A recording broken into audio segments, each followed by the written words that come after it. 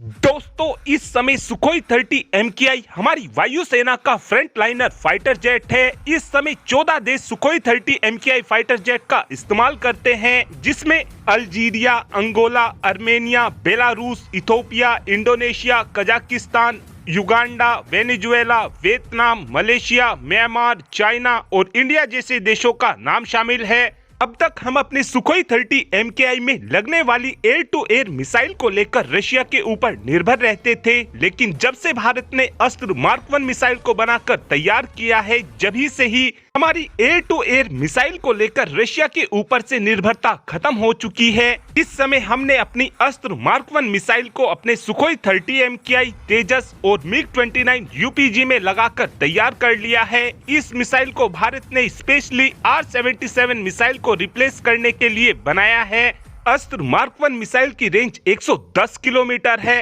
और हमारी ये अस्त्र मार्क 1 मिसाइल R-77 मिसाइल से ज्यादा एडवांस और ज्यादा एक्यूरेट है और कीमत के मामले में भी हमारी अस्त्र मार्क 1 मिसाइल R-77 मिसाइल से सस्ती है। जहां पर हमको एक अस्त्र मार्क 1 मिसाइल की कीमत 7 से 8 करोड़ रुपए पड़ती है, वहीं पर हमको एक R-77 मिसाइल की कीमत 9 से 10 करोड़ पड़ती है। और अस्त्र मार्क 1 मिसाइल की इन्हीं सभी खूबियों को देखते हुए जो भी देश इस समय सुखोई 30 MKI फाइटर जेट को ऑपरेट करते हैं, वो सभी देश भारत से अस्त्र मार्क 1 मिसाइल को खरीदना चाहते हैं। और अब भारत डायनेमिक्स लिमिटेड की तरफ से बताया जा रहा है कि इस समय अस्त्र मार्क 1 मिसाइल को हमसे 2 देश खरीदना चाहते हैं, जिसको लेकर हमारी इन दोनों ही देशों के साथ बातचीत चल रही है। हालांकि अभी भारत डायनेमिक्स लिमिटेड की तरफ से इन दोनों ही देशों के नाम नहीं बताए गए हैं, लेकिन उम्मीद इस बात की जा रही है कि इन 2 देशों में से एक देश आर्मेनिया होने वाला है।